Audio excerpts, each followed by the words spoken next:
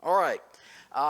You may have noticed there's a little bit of tsuris going on in the world these days, especially focused on Israel. Tsuris, not tourist. Tsuris is a nice Yiddish word which means commotion, aggravation. Ever since October 7th, when Hamas attacked Israel so badly. And then that's bled over into demonstrations and protests.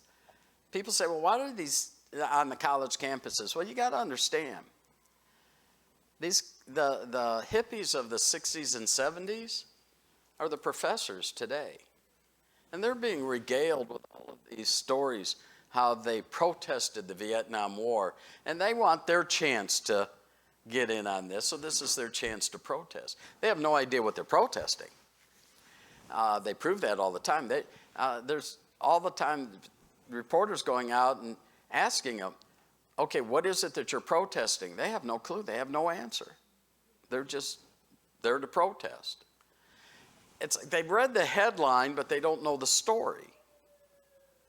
And so they just don't know what they're doing. A lot of them are claiming to be Hamas. You can claim to be Palestinian. You can claim and have sympathy for the Palestinian people, but not for Hamas. Hamas are terrorists. You can't have sympathy for the terrorists.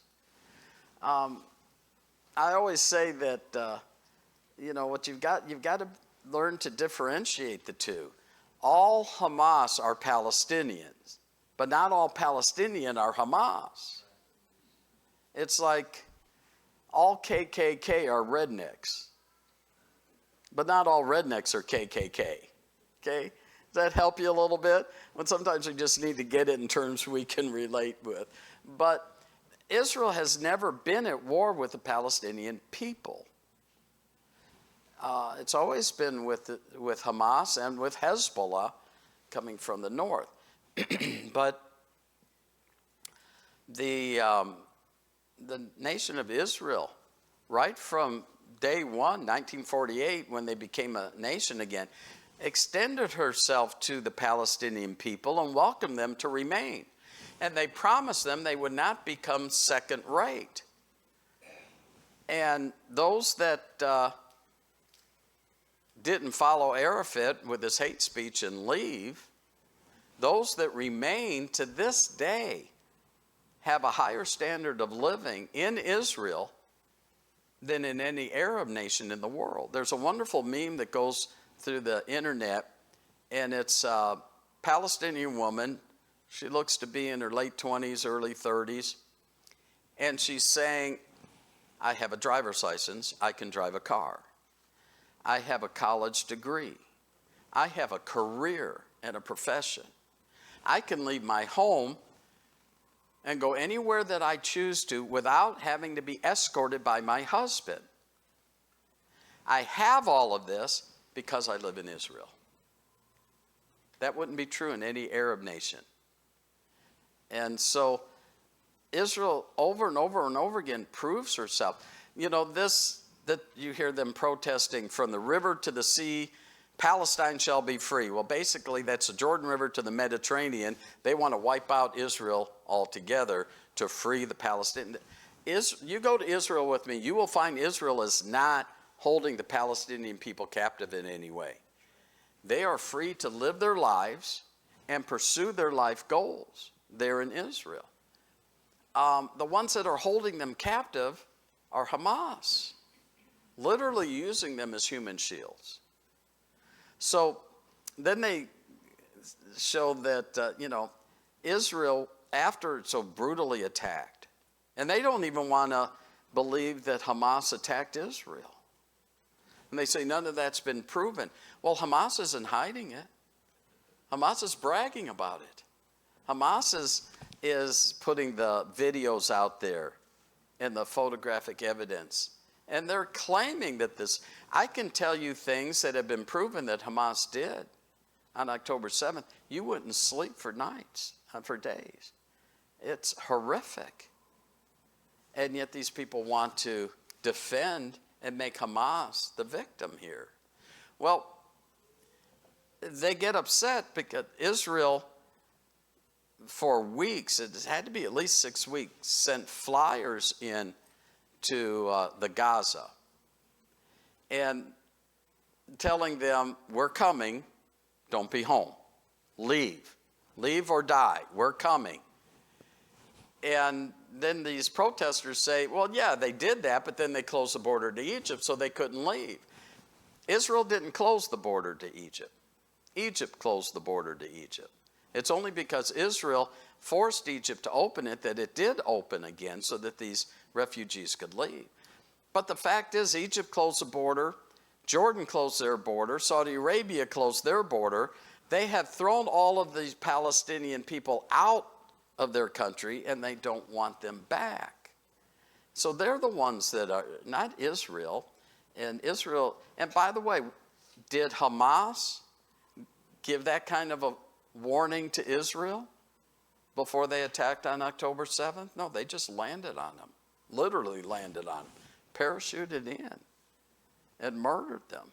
So indiscriminately, I mean, kids, women, pregnant women. I mean, it didn't matter who they killed as long as they killed Jews.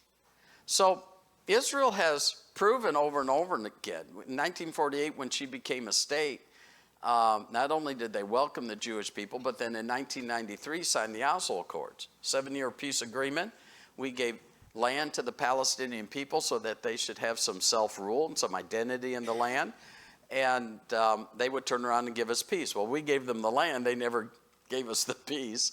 But then when in their government, there's 34 parties in their government. They're a parliamentary government. In their government, they have 2 parties that represent the Palestinian people. I mean, what government does this? I live in Texas. When Texas won her independence from Mexico at the Battle of San Jacinto and formed her government, she did not include any party in her government to represent Mexico. None at all. I mean, who would do that? When the United States of America won our independence from King George in Great Britain and formed our government, we included no party to represent Great Britain and King George. Nobody would do that. Israel does. So Israel has proven over and over again, she's not at war with the Palestinian people, but this is the lunatic fringe. These are the terrorists. And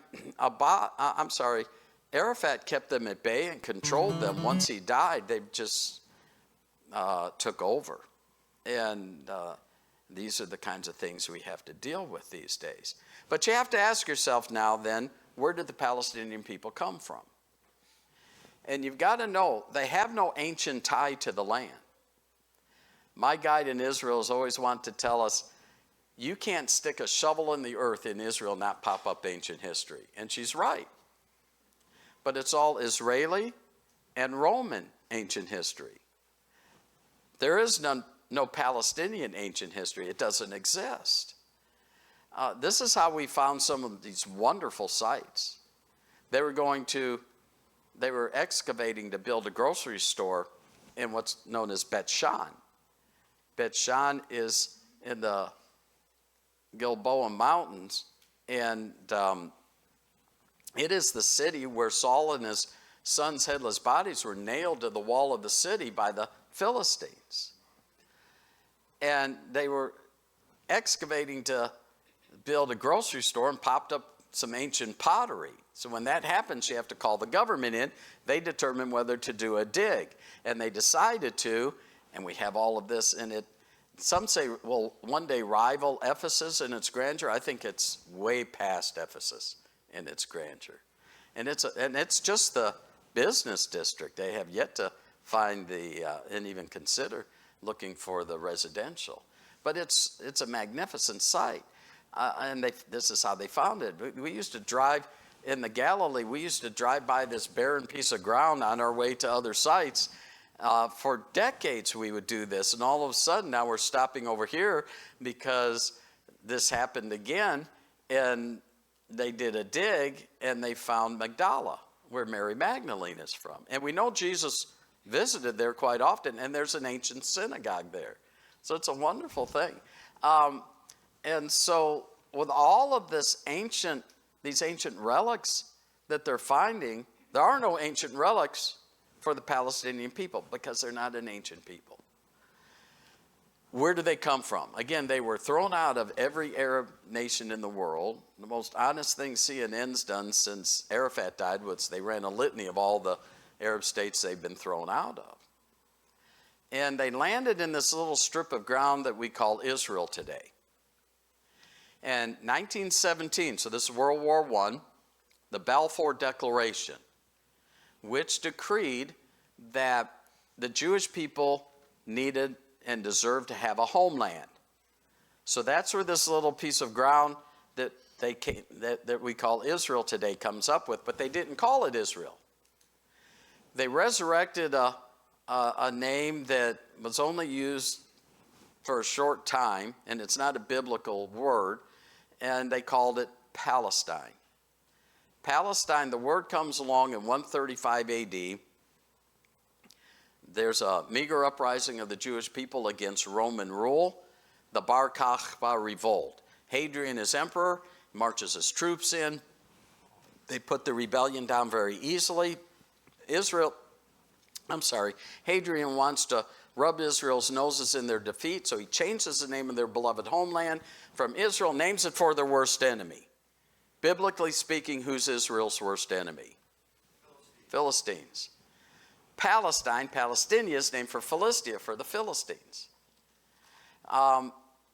It's not a biblical word. It's not coined until 135 AD. My Bible, the maps in my Bible, show Palestine in the time of the patriarchs and Palestine in the time of Christ and the apostles. Well, there's no such thing. It's Israel. Now, there is a reference, a mention of Palestinia, I think one time in the Old Testament, but it's not talking about Palestine as you and I think of today. It's literally speaking of Philistia and the Philistines. It's a whole different thing. So this is where they originate, and their history in the land goes no deeper than that, World War I. So then we come to World War II. World War II, the Arab states are vacillating. One day they're fighting with the Allied forces, the next day with the Axis powers. Back and forth, until the Allied forces come to their leadership and tells them, look, if you'll remain with us through the end of the war, and if we're successful, then you'll be properly rewarded. So they did. The Allied forces won World War II. Russia bows out, leaves France and Great Britain now to divide up the world, and they left the Arab states out. So now they feel like they've been lied to, they've been cheated, they've been used, and all that's true. So they determine now, all right, it's up to us. So they determined to carve out their own Arab world, and this is what we start with. Along the northern cap of Africa, you have Montenegro, Morocco, Western Sahara, Algeria, Tunisia, Libya, Egypt, Sudan, Somalia, and then across over here to Saudi Arabia, Jordan, Syria, Iraq, Kuwait, Qatar, United Arab Emirates, Oman, and Yemen. Then down the eastern coast of Africa where you pick up Somalia. This is what they start with. This coloration might make it a little easier to see, but it didn't stop there. In the 1980s, the Iron Curtain came down, and then they picked up all the stands. You know, all those countries from the former Soviet Union that end in stan, but we can't figure out the first part of the name. So we just say all the stands. Turkmenistan, Tajikistan. We're familiar enough with Afghanistan and Pakistan, but the others give us grief. And it picks up now Iran and Turkey, and then deeper into the northern cap of Africa until it doesn't stop there until we get to today. And this is dated, so This probably has expanded even more. Everything you see here in red is the Arab world that they've carved out for themselves. This is what people tend to call the 1040 window. I had a preacher drop our support, actually, because he said, well, we want to focus on the 1040 window. I said, really? I said, do you know where Israel is? Can you find Israel on this map? Smack dab in the middle of this 1040 window, folks. That little yellow speck right there, that arrow pointing to it, that's Israel. Right in the middle of their Arab world. When you hear the leaders of the Arab states calling the Israeli people occupiers, understand that has nothing to do with the Palestinians. People tend to think that when they call them occupiers, well, they're deriding Israel for daring to occupy land that belonged to the Palestinians. That's the furthest thing from the truth. They have no love for the Palestinian people. They're not trying to defend the Palestinian people. Every one of these countries have thrown them out. They could care less about them. My take is they're using the Palestinian people today to get rid of this Jewish state. And if they die in the process, so what? We don't care anything about them anyway. They're just using them. When they call them occupiers, it's not that they're occupying Palestinian land. They're occupying Arab land. They're smack dab in the middle of their Arab world. Every time they look at this map of their Arab world and see this, it's like sticking a hot poker in their eye. And it infuriates them that right in the middle of their Arab world is this Jewish state. And they're intolerant of anybody who is not Arab. When you come to Israel, one of the things people love to do, and we take you to Nissan Brothers. They do the olive wood carvings. Beautiful carvings and a great memory of having been to Israel. Because so many of these things are biblically based carvings. So anyhow, Nissan Brothers are in Bethlehem. We can't go to Bethlehem. We gave it to Arafat years ago because it's been generations since any Jewish people have been in Bethlehem. And the road is barricaded. So we don't go to Bethlehem. So he had to move his shop into Jerusalem, and he brings his wares there. But they've been there long before anybody thought of a Palestinian. They've been there generations before the Palestinian people were even thought of. But they're Armenian Christian, and they're trying to drive them out as well, because there's no tolerance for anybody who's not Arab. Now, there's a little video here that about 4 minutes long that will help you to understand what it is that Israel lives with every day of her existence. You own a home in Israel, you own an apartment in Israel, and there they typically buy their apartments, don't rent them. But wherever you live, you have to, by law, you have to have a safe room in your house or apartment. It looks like any other room in your apartment, but it has no windows and hermetically seals. And this is so that with a threat of chemical warfare, you can go in there, seal the door closed, and survive. Well, on October 7th, knowing this, and knowing that the Jewish families would be barricaded in their safe room, burned their houses to the ground. And they weren't able to escape. This is the stuff that went on. This is the stuff I can talk about publicly that went on without making you ill. But, so anyhow, they live with the threat of this every day of their life.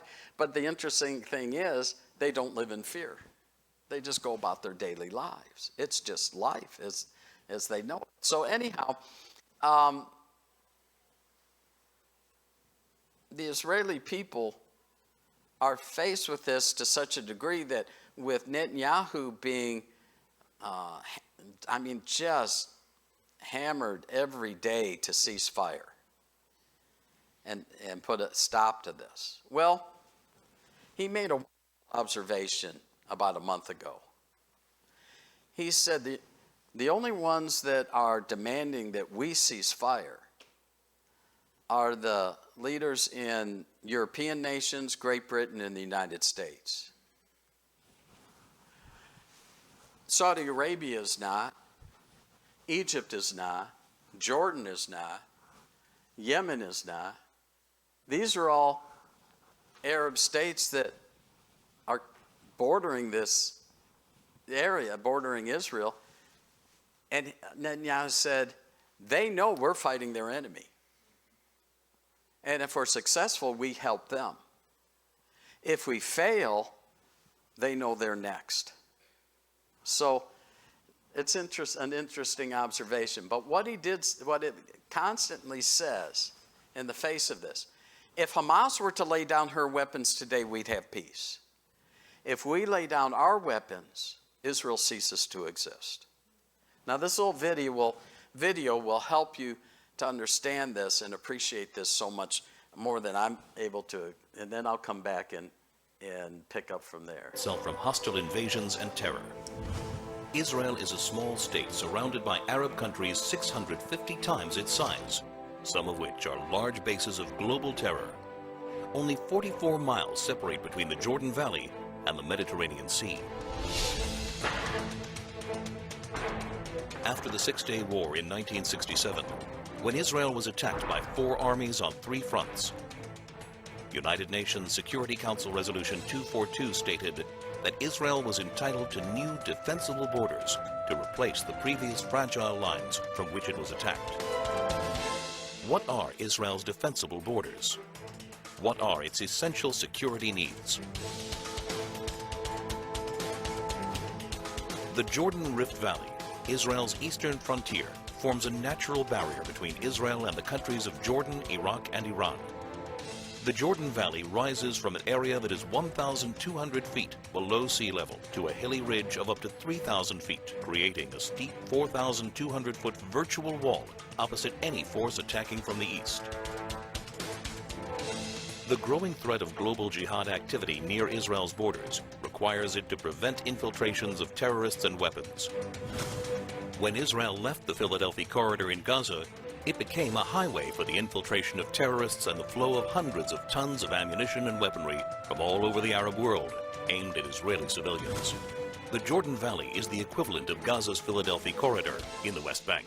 To defend itself, Israel must retain control over the Jordan Valley.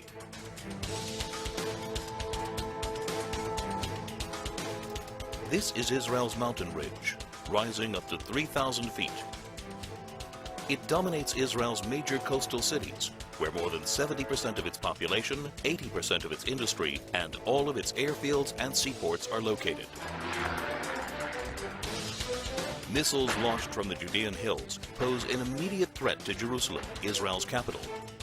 Israel's only international airport, Ben Gurion, would be in the range of even primitive rockets, while all planes taking off and landing would be threatened by shoulder-launched anti-aircraft missiles. More advanced weaponry would be able to hit virtually any point in Israel. If Israel were forced back to the 1949 armistice lines, the Green Line, the country's width would be reduced to a narrow 9-mile waistline that would be impossible to defend. That's why any future arrangement must include Israeli control over key areas of the mountain ridge and a demilitarized Palestinian state. Israel's narrow borders means a combat aircraft can cross the entire country in under 4 minutes. In less than 2 minutes, an enemy plane could penetrate the country's airspace via the Jordan Valley and reach Jerusalem. In order to thwart an aerial attack on Jerusalem, a hostile plane must be shot down at least 10 miles east of the capital to prevent it from crashing into major population centers. Therefore, Israel must be able to identify hostile planes before they cross the Jordan River line and intercept them shortly after. To defend itself, Israel must control the airspace over the West Bank. Israel's transportation arteries, and in particular the Trans-Israel Highway, enable travel and connection between Israel's regions. They also assure the mobility of the Israel Defense Forces in case of attack. Protection of these vital arteries is essential in order to ensure that 1. Civilians aren't victims of terrorist gunfire. 2. Regions of the country cannot easily be cut off. 3. The mobility of Israel's defense forces is not hindered in the case of invasion. To defend itself, Israel must control its main arteries of transportation.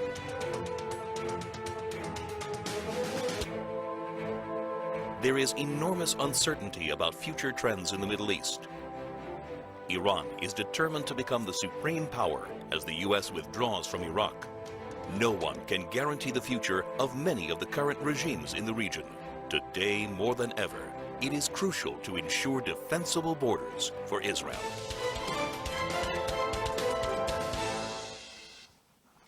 Let me point something out. In the corner through this whole video, you see that little insignia? You know what that is? That's an ancient world map. You come to Israel, and we come into the old city of Jerusalem, into the Cardo, the heart of the city, and they have these maps there.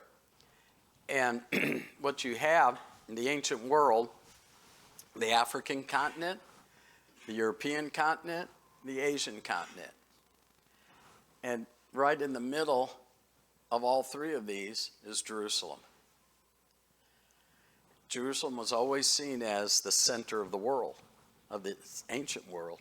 And you could not transverse from one continent to the other by land to do business and commerce without coming through Jerusalem.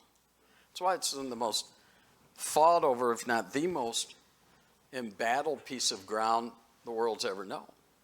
And humanly speaking, that's why.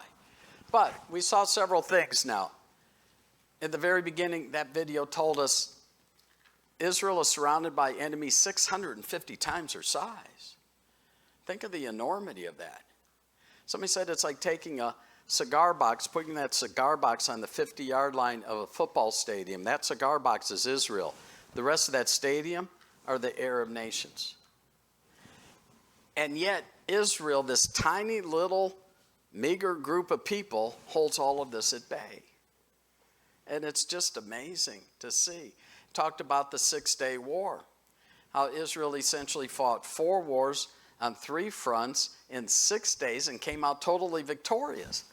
Never in man's entire history on this earth has that ever happened. I mean, Hitler couldn't handle a 2-front war with all of his resources and manpower. When he opened up the Eastern Front to Russia, it spelled his doom. He couldn't handle both. And here they had on 3 fronts and 6 days, and were totally victorious. If you don't see the hand of God here, you're not even trying, because there's no other reason for that to have happened. And she holds it all at bay. And it's important to see. Now, you saw the Philadelphia corridor. That's Gaza.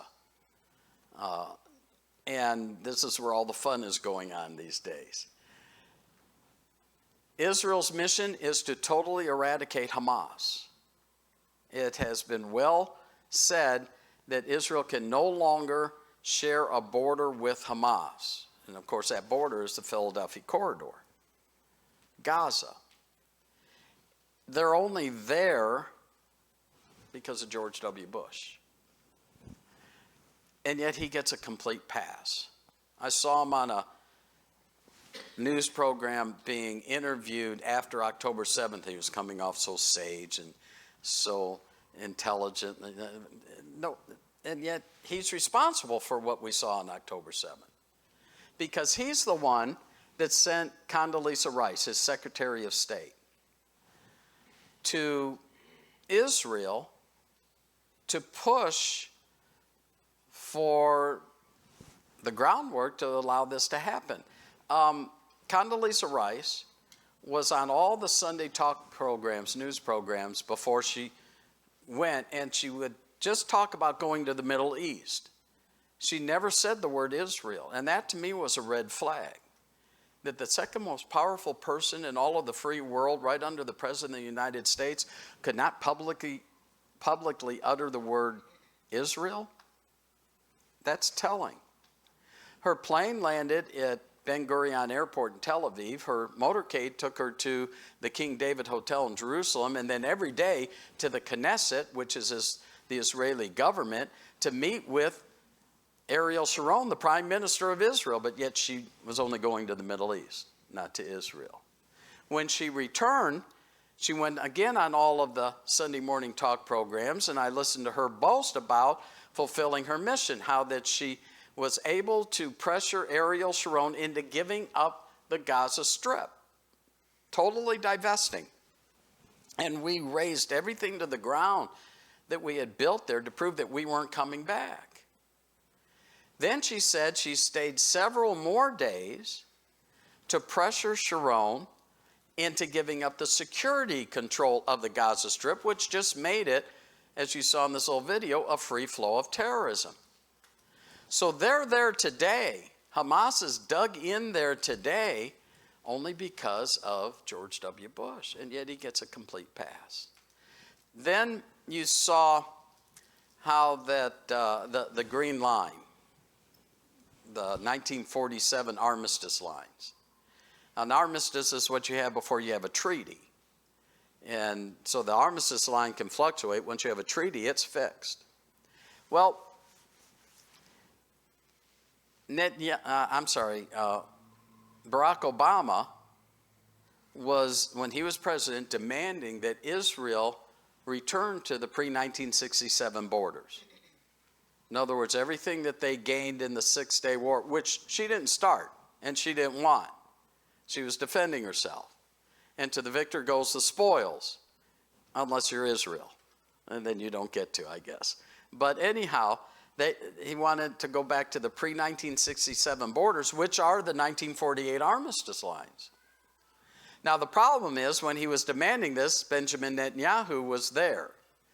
So Obama goes into the Oval Office. No president ever goes alone anywhere, so staffers followed him. And Netanyahu followed him into the Oval Office. They closed the door. And in his wonderful manner, Netanyahu just told him, what you're demanding cannot work. It's no longer 1967. You're asking us to leave large portions of our population outside of our borders where we can't protect them. You're asking us to give up the high ground, where anybody with a shoulder-mounted missile can take out everything that is Israel. You saw those red circles, right? And that's what they're talking about. And Netanyahu points this out. He said, it's no longer 1967. This can't happen. He leaves, and Obama was furious. One of the staffers leaked the story. I always say that's the best thing about staffers. They can't keep their mouths shut. And they leaked the story. Obama was screaming at them, pounding on the desk, and telling them, don't you ever let this happen again. Never again. Never again. Do you know what never again is? It's the Israeli Remember the Alamo. Never another Holocaust. Never again. And if Obama got what he was demanding, it would bring about a modern-day Holocaust. And so there are a lot of things that this video is bringing out that we need to understand. Now, the little piece of ground that we're calling Israel these days, this little wedge of land, it's kind of like a grayish brown right there, you see. And the chant is, from the river to the sea, Palestine shall be free. Well, the only one holding Palestine, the Palestinian people, captive are Hamas, not Israel. But that's from the Jordan River to the Mediterranean Sea. And so they're saying Israel needs to be completely wiped off the map. The problem is that little piece of ground is not all that God gave, and not all that really literally belongs to Abraham's seed.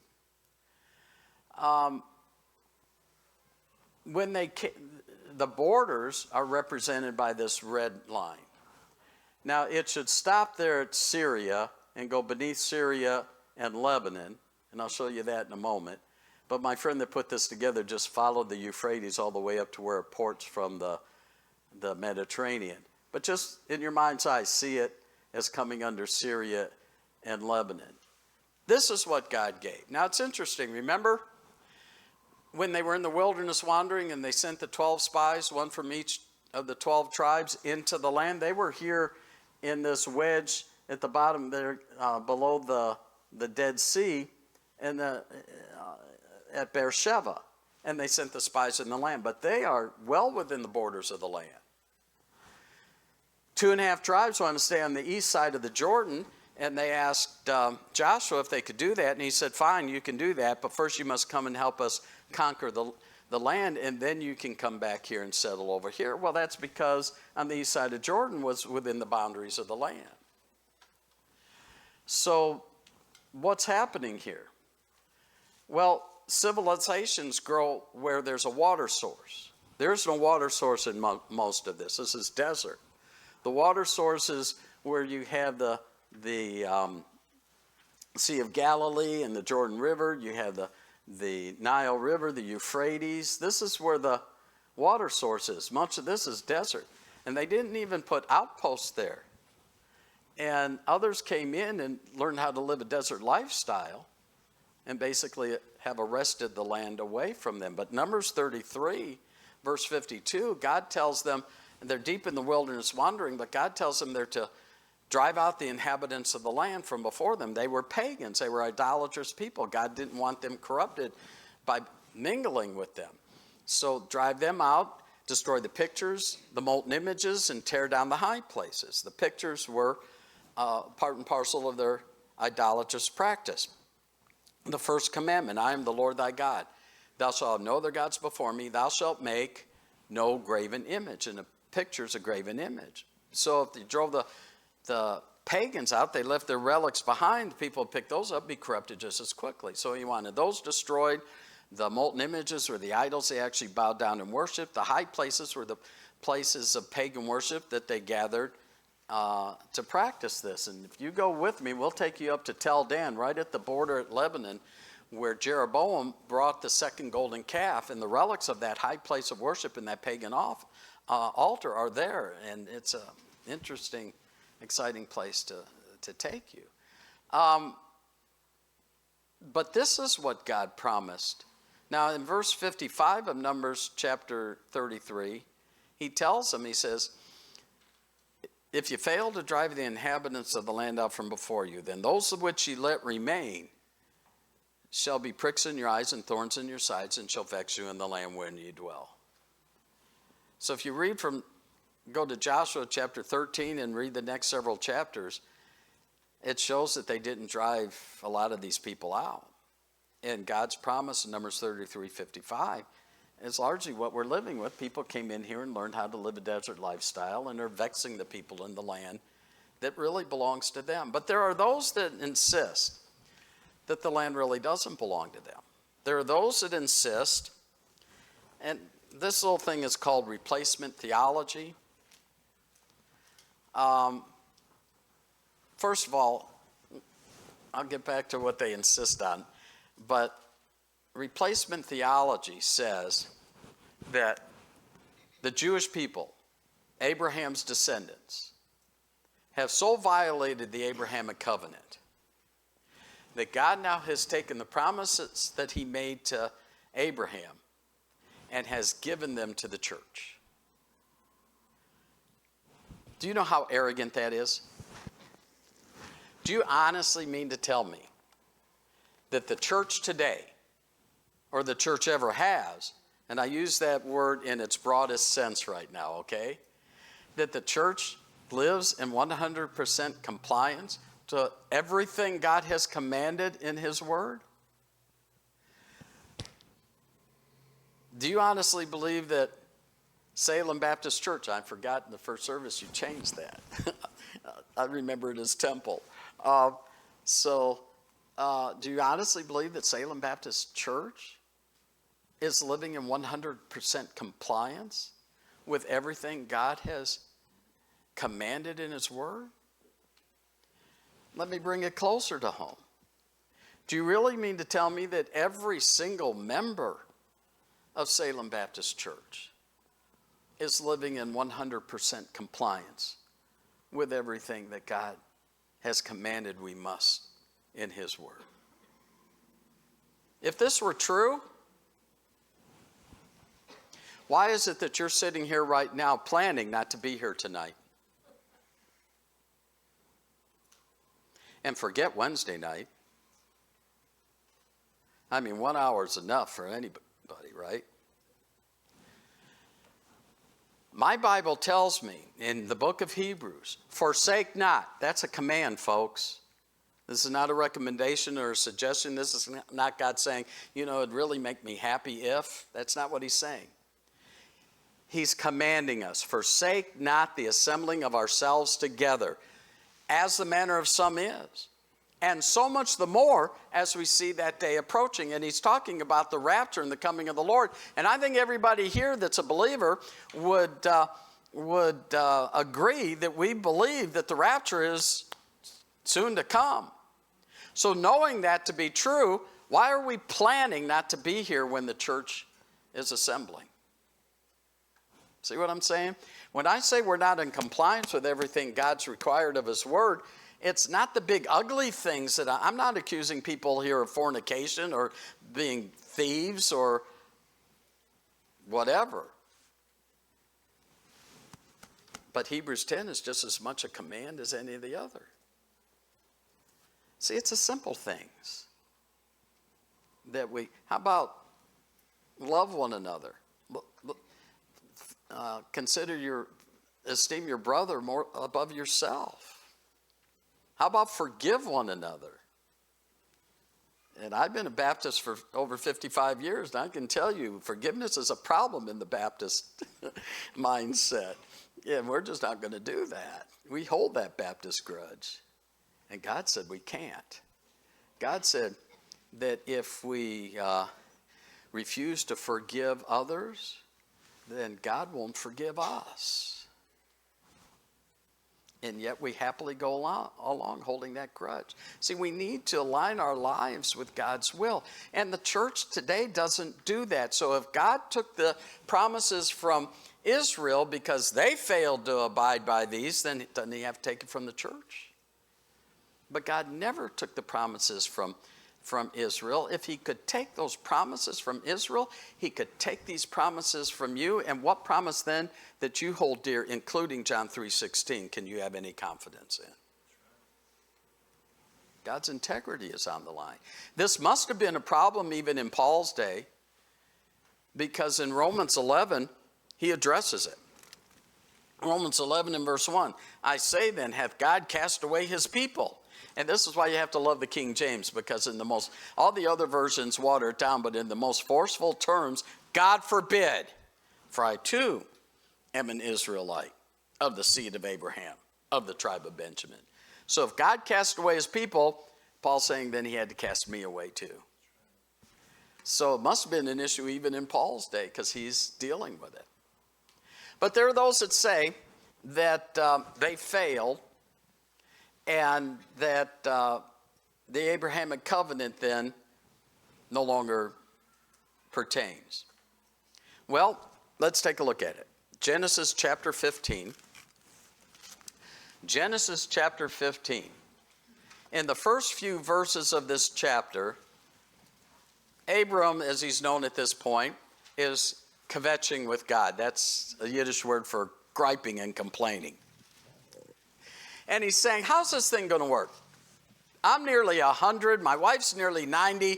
I don't have an heir. The closest thing I have to an heir, I have my master servant whose son, he has a son, but he's from Damascus. This can't be what you had in mind. How's this going to work? And God has to go through it all and re-explain it to him. And in verse 6, he catches on, because it says, and he believed in the Lord, and he counted it to him for righteousness. Now, in the next several verses 7 through 11, God instructs Abram to make a sacrifice. He gives him the specific animals and how to lay it out. And Abram does this and divides the carcasses one side against the other. And and lays them out. And then I love in verse 11, all day long he's there shooing the birds away so they don't pick away at the sacrifice. So if Abraham and his seed violated the Abrahamic covenant, then Abraham must have agreed to this, right? What was Abraham doing, or Abram doing, when God bestowed this covenant? Verse 12. And when the sun was going down, a deep sleep fell upon Abram. And lo, and horror of great darkness fell upon him. A deep sleep. He didn't just doze off like people do when I'm preaching. He didn't just doze off. He was in this REM sleep. He was dreaming in technicolor, folks. This is the kind of stuff when you're dreaming that you're eating a giant marshmallow and you wake up and can't find your pillow, right? He was deep into this sleep. He was dead to the world. And then God comes to him. And God explains about the Egyptian captivity and how they'll be redeemed from that. But then in verse 17, and it came to pass that when the sun went down and it was dark, behold, a smoking furnace and a burning lamp that passed between those pieces, that passed between the pieces of the sacrifice. This is biblical euphemistic language showing that God and God alone walked amidst the pieces of the sacrifice. This was not a quid pro quo. This was not where Abram had to agree and then God agreed, and then God saying, if you'll do these things, then I'll be your God, but if you fail to do these things, I'm no longer your God.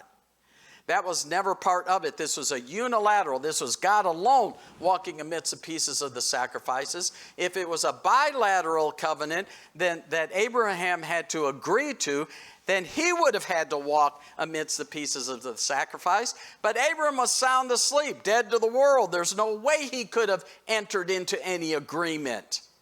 This is God in his sovereignty, just imposing this, if you want to use that term, on Abram. I am your God. You will be my people. I love it where later in the Hebrew scriptures, God chides my people. I didn't choose you because you were the largest, the most faithful, the most spiritual, the mightiest. I chose you because you were nothing. And technically speaking, before he could choose us, he had to create my people out of the barren womb of a 90-year-old woman. And he chose us.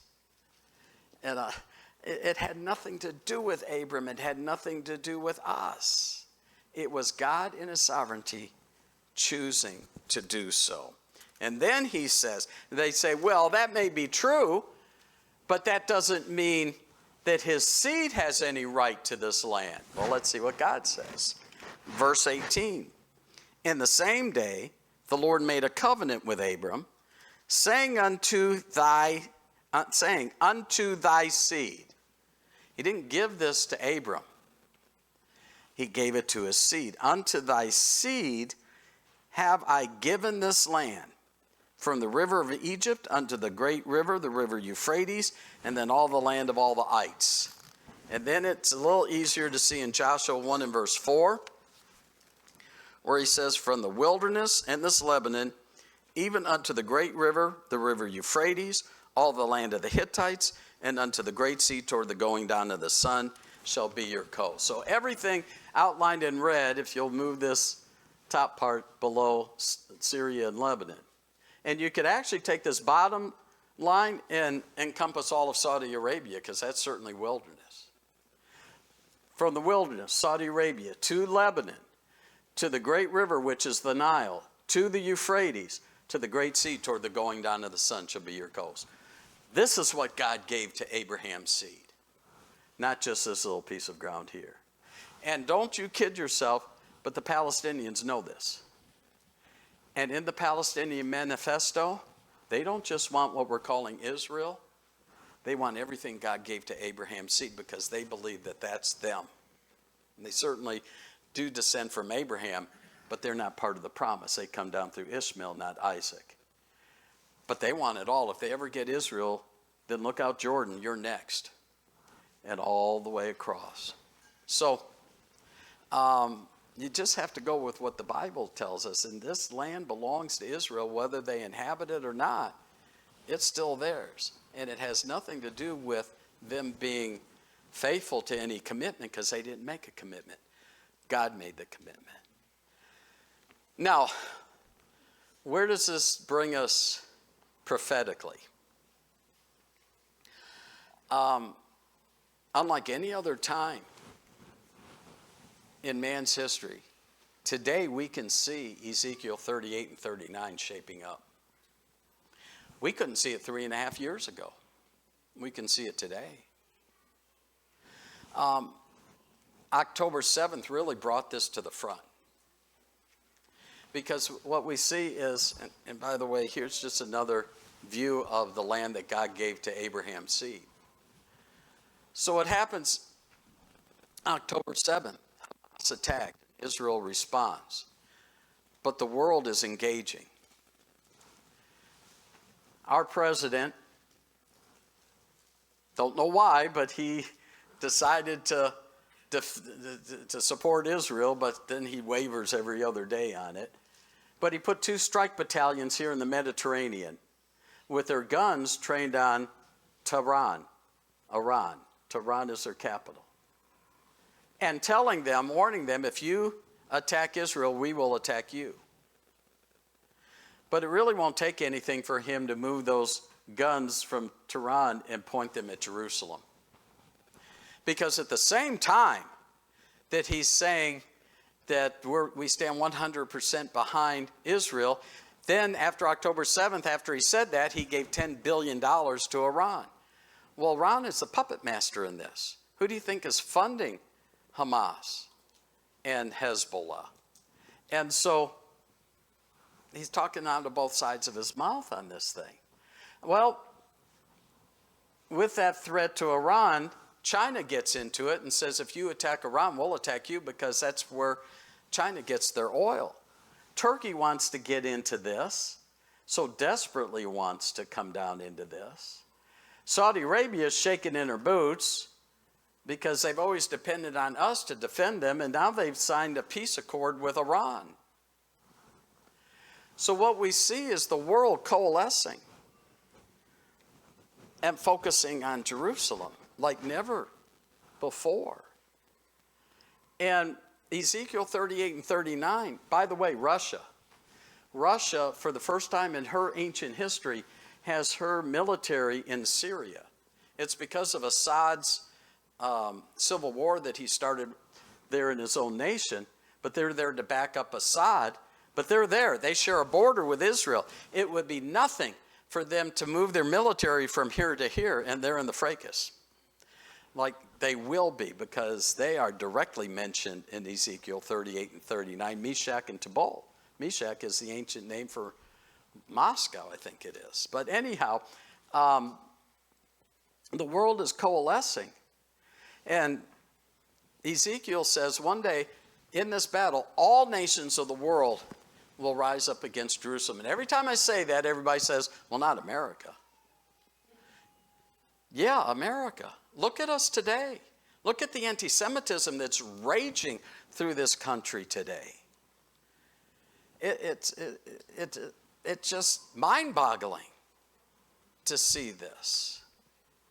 And yet people say, well, America certainly. Even Ronald Reagan, in his second term, wasn't such a great friend to Israel. George W. Bush, all of his foreign policy where the Middle East was concerned was all pro-Palestinian and not Israel. I'm not politicking right now, but the best friend Israel's had in the Oval Office was Donald Trump. What other president of the United States have you ever seen that went to Jerusalem and went to the Western Wall, the last remaining semblance of the temple, put a yarmulke on his head and went to the wall to pray? Which president is it that moved our embassy from Tel Aviv to Jerusalem? Though every president since 1948, every Congress has voted to do it, but no president would because they just didn't have the chutzpah to do it. He did. So And then, of course, this administration is no friend to Israel. But anyhow, we see these things happening. And Ezekiel 38 and 39 has shaped up to the place where when we read the news accounts of what's going on now here, it's like reading prophecy and seeing it come true in our lifetime. Then I back up to Ezekiel 37. And in the latter verses of Ezekiel 37, God declares that he will bring his people back to the land. And that his sanctuary, meaning his temple, will stand in the midst of his people in Jerusalem. And he declares, when the world sees my sanctuary standing in the midst of my people in Jerusalem, the world will know I am their God, they are my people. And you just don't know how close we are to seeing that temple standing today. One of the places I take you to is the Temple Institute. They are the ones making all the preparation for the next temple. They are the ones training the Levitical priesthood, raising up a generation of high priests from infancy. They're doing DNA testing to make sure they have the right lineage. And through DNA testing, they have found unique to those of the tribe of Levi on the Y chromosome that distinguishes the male is a distinctive marker. Only for those of the tribe of Levi. Isn't God cool? Don't tell me God doesn't understand science. The scientists are a little verklempt with God. God fully understands science. I mean, there's so much going on. We take you to the Temple Institute, and one of their people has to lead us through it. And one of the pastors last year on my tour, on the way out, asked the young man that was guiding us through, he said, this is all very exciting. When will you be ready to start building? He said, we are ready today. All we need is the authority. That temple could go up today. That's the temple of Ezekiel 37. That's the Tribulation Day temple. And if we're that close to that temple being a reality, how much closer to the rapture do we have to be? Folks, listen, we are living, I believe, in the generation that will hear the trumpet sound. We are living in exciting times. It's a little hard to see with all the schmutz in the way, but clear that up. And we're living in exciting days. Now, my Bible tells me that to get to that, we're going to have to suffer some persecution. But we know how this ends, and we have to stand firm. But we have to start living what we claim to believe. We have got to stop being one thing on Sunday morning and a whole nother thing the next 6.5 days of the week. The reason you go to work tomorrow and they're going to tell you all the vile, wicked stories of what they did with their weekend and expect you to laugh along with them is probably because you have been. But you never tell them how you spend your Sundays, so they don't know. They figured you live like they do. Paul told the church at Rome, seeing the day in which we live, seeing the time is at hand, that day is at hand, talking about the coming of the Lord. He said it is high time that we wake out of sleep. Folks, we as believers, it's past time, folks. We need to stand up and we need to speak up. Pastor talked about inviting people. People don't do that because they make the assumption. Where would I be today if this kid didn't want to win a trophy for Vacation Bible School and invite me to go with him when I was a kid? You never know how they're going to respond till you give them something to respond to. Stop making the decision for them. So what if they yell at you? So what? Just swallow it and say, okay, Lord. And pray for them.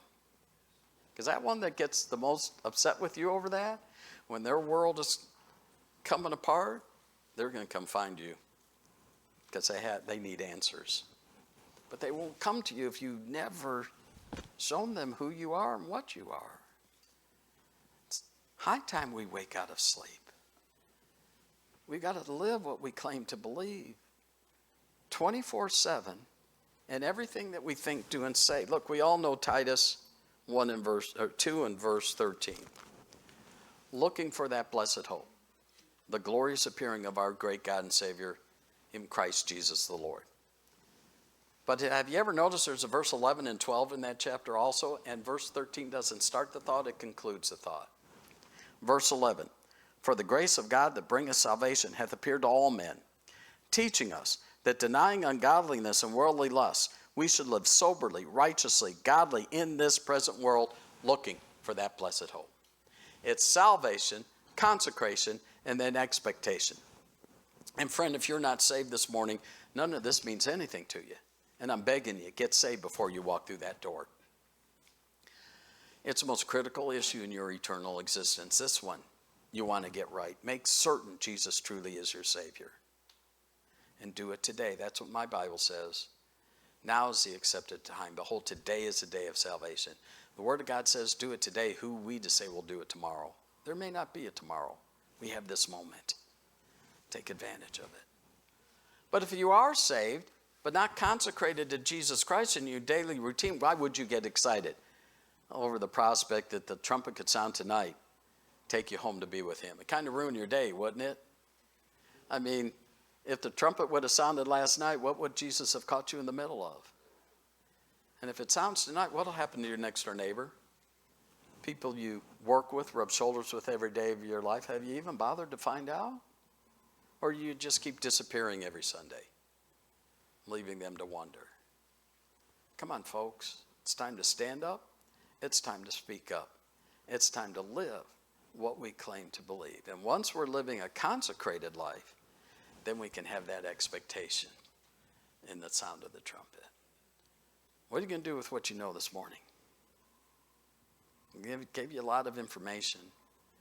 It all ties in with the scriptures and shows us where God is in his plan. None of this is by mistake. The Bible says the heart of the king is in the hand of the Lord, and he turns it as he wills. And he has brought world leaders to their positions to bring about a world stage where Ezekiel 38 and 39 can happen. And we're here, folks. For the first time in man's history, we are here. What are you going to do with what you know?